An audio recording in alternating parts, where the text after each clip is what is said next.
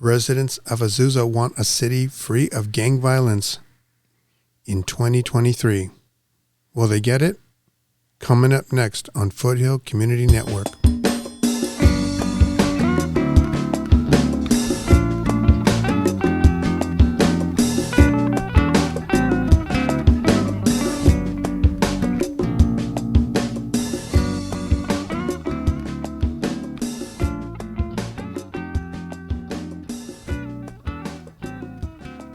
Thanks for tuning into Foothill Community Network, your first stop for news and notes from Altadena to Glendora. I'm your host, Mark Caro. Please like, share, comment, subscribe, and okay, let's get started. City officials in Azusa organized an emergency meeting on December 21st to address the increased gang violence in the city, and the residents showed up in force and ready to engage. Azusa residents let their voices be heard before a full capacity attendance and an assembly of officials that included the city council, school board, Azusa police, and LA County sheriff leaders from surrounding areas.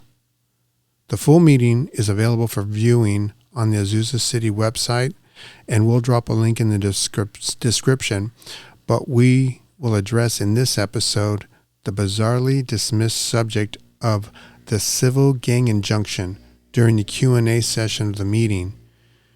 We posed the question to the city officials whether they had invoked the Civil Gang Injunction, and if not, why.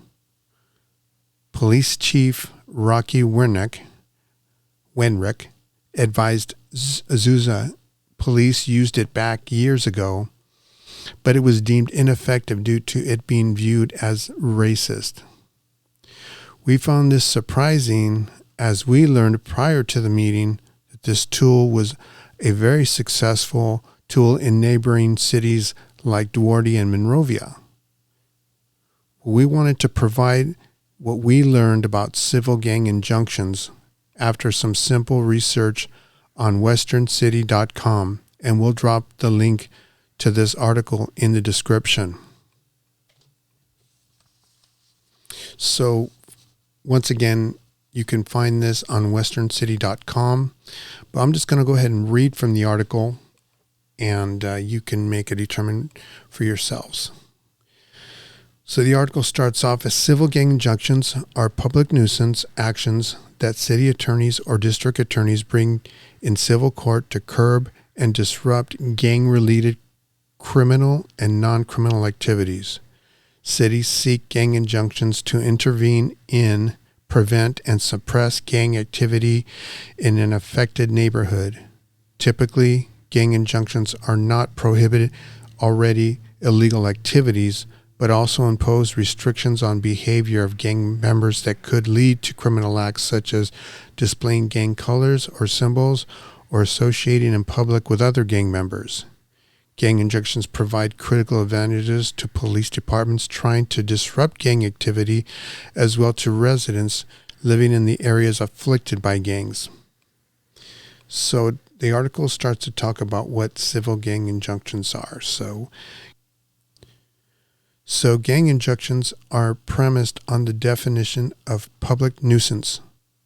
A public nuisance is anything that is injurious or deleterious to one's quiet enjoyment of life or property and affects the entire community, not just a few residents.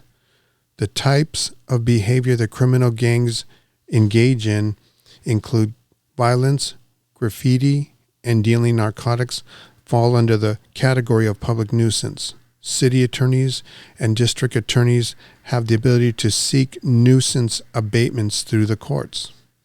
Gang injunctions are court orders prohibited a particular criminal gang from engaging in various activities. Typical prohibitions include associating with other gang members, intimidation, recruiting of gangs, trespassing, possessing drugs, alcohol, or firearms, drawing graffiti, fighting, making hand signals associated with gang membership, also known as throwing gang signs, and other similar activities. It is also possible to seek curfews depending on the particular gang that is the subject of the injunction, other provisions may be included.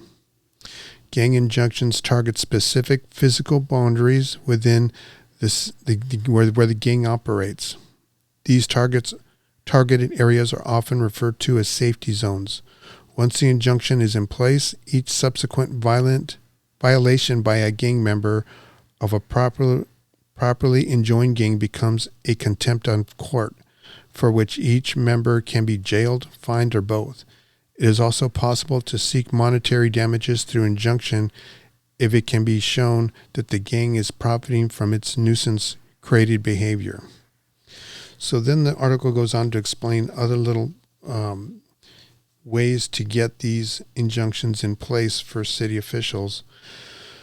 But it also says that here, District Attorney Office, it says, any law enforcement agency considering seeking a gang injunction must have someone to serve as an expert. This will be an experienced gang investigator who can commute effectively both in writing and during expert testimony, has credibility with local courts as a gang expert, can work on project exclusively for several months, and is willing and able to take on a massive project. Important to mention in the article is this. It says gang injunctions are effective tools, but only if the gang engages in the behavior covered by Civil Code 3479. I looked up that civil code, and I'm going to read it for you right here. That code reads as anything that is injurious to health, including but not limited to the illegal sale of controlled substances, or is indecent or offensive to the senses, or an obstruction to the free use of property so as to interfere with the comfortable enjoyment of life or property, or unlawful obstructs the free passage of use in the customary manner of any navigable lake or river, bay, stream, canal, or basin, or any public park, square, street, or highway is a nuisance. So that kind of gives a little breakdown. And then the article goes on. I'm going to let you guys read the article. Like I said, I'll drop the link in the description. But the article goes on to show two tales of the effectivity of this civil gang injunction. It talks about one city called Fairfield, where it worked out very well for the city that were dealing with gang activity, and then gives another example of the city of Oakland where it didn't work out as well. But the common thread for success was that the community rallied behind it. The community supported the civil gang injunctions and got behind the police and got behind city officials as using civil gang injunctions as a tool to curb gang violence. And so the article kind of goes into a little more detail. I'm not going to go through every single part of it, but clearly if used with the lawful and civil intent for which it was designed, this seems to be a very useful tool. So if Azusa officials are really committed to addressing the surge in gang violence, and if all options are really on the table, then it seems logical that the civil gang injunction should be on the table and should be considered. So what do you think? Should Azusa officials invoke the civil gang injunction? Please let us know what you think in the comments below. And well, that's it for this show. Thanks again for tuning in, for making Foothill Community Network your first choice for news, notes, and for everything important to you in the Foothill cities right here in the San Gabriel Valley. Stay safe and take care, everyone. Goodbye now.